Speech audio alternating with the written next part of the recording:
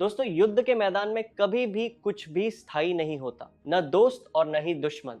पिछले कई हफ्तों से अमेरिका और ईरान के बीच चल रहे इस महायुद्ध ने पूरी दुनिया की सांसें अटका रखी थी। स्ट्रेट ऑफ हॉर्मुज़ बंद था, तेल की कीमतें आसमान छू रही थी और दुनिया एक भयंकर आर्थिक मंदी के मुहाने पर खड़ी थी। डोनाल्ड ट्रंप ने ईरान को खुली धमकी दी थी कि अगर 48 घंटे में रास्ता नहीं खोला तो वो ईरान के पावर प्लांट्स को राख में मिला देंगे। लेकिन दोस्तों, ईरान ने अमेरिका की इस गीदड़ भभकी को सीधे कूड़ेदान में डाल दिया है और एक ऐसा मास्टर स्ट्रोक खेला है जिसने वॉशिंगटन डीसी की नींद उड़ा दी है। ईरान ने आधिकारिक तौर पर स्ट्रेट ऑफ हॉर्मुज़ को खोलने का ऐलान कर दिया है, लेकिन सबके लिए नहीं।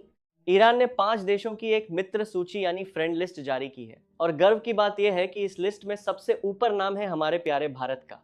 नमस्कार दोस्तों, स्वागत है आपका वेल्थ एंड वॉरफेयर हिंदी पर, जहां हम वैश्विक राजनीति और युद्ध की उन अनदेखी सच्चाइयों का पर्दाफाश करते हैं जो आपसे हमेशा छुपाई जाती है। आज हम जानेंगे कि आखिर ईरान ने भारत, चीन और रूस के लिए यह समुद्री रास्ता क्यों खोला और कैसे भारत की शांत कूटनीति ने अमेरिका के गुरूर को चकनाचूर कर दिया है। मुंबई में मौजूद ईरानी वाणिज्य दूतावास ने एक बड़ा ऐलान करते हुए कहा है कि यह रास्ता केवल उन देशों के जहाजों के लिए खुला है जिन्हें ईरान अपना सच्चा दोस्त मानता है और जो ईरान पर हमला नहीं कर रहे हैं।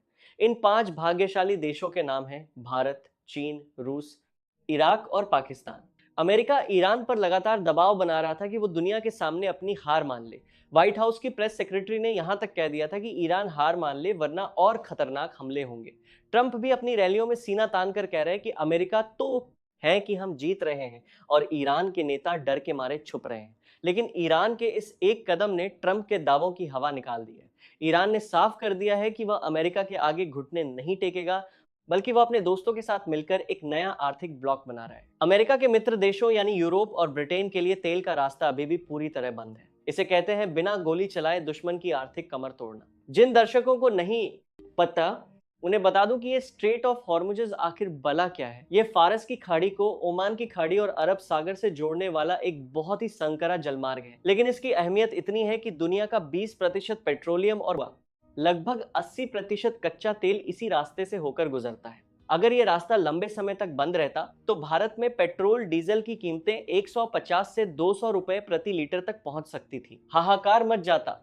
लेकिन यहीं पर काम आई भारत के प्रधानमंत्री नरेंद्र मोदी की कूटनीति। जब पूरी दुनिया हथियारों की बात कर रही थी, तब पीएम मोदी ने ईरान के राष्ट्रपति को ईद की बधाई देते हुए बहुत ही शांत शब्दों में संदेश दिया था कि सप्लाई चेन नहीं रुकनी चाहिए, और नतीजा आपके सामने है। ईरान के विदेश मंत्री ने खुद भारत को अपना अहम दोस्त बताते हुए भारत चोक पॉइंट को खोल दिया है। इस लिस्ट में चीन और रूस का नाम होना भी एक बहुत बड़ा जियोपॉलिटिकल संकेत है। रूस पहले से ही ईरान को खुफिया सैटेलाइट डेटा दे रहा है और चीन इस पूरे युद्ध का सबसे बड़ा लाभार्थी बन चुका है। चीन ने ईरान से सस्ते दामों पर तेल खरीदना जारी रखा है, और वो भी युआन में।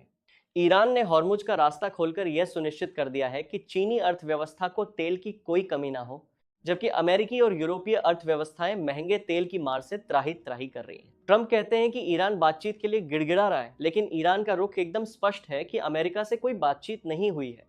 हम युद्ध खत्म करेंगे, लेकिन अपनी शर्तों पर। दोस्तों, इस पूरे घटनाक्रम ने एक बात बिल्कुल साफ कर दी है कि आज की दुनिया में हथियारों से ज्यादा ताकत कूटनीति और अर्थव्यवस्था में है। भारत ने बिना किसी युद्ध में पड़े, बिना किसी देश से दुश्मनी मोल लिए अपने राष्ट्रीय हितों और अपनी ऊर्जा सुरक्षा को सुरक्षित कर लिया है। अमेरिका भले ही हथियारों का खेल खेल रहा हो, लेकिन ईरान ने जो दांव चला है वह अमेरिका के लिए एक बहुत बड़ी कूटनीतिक हार है।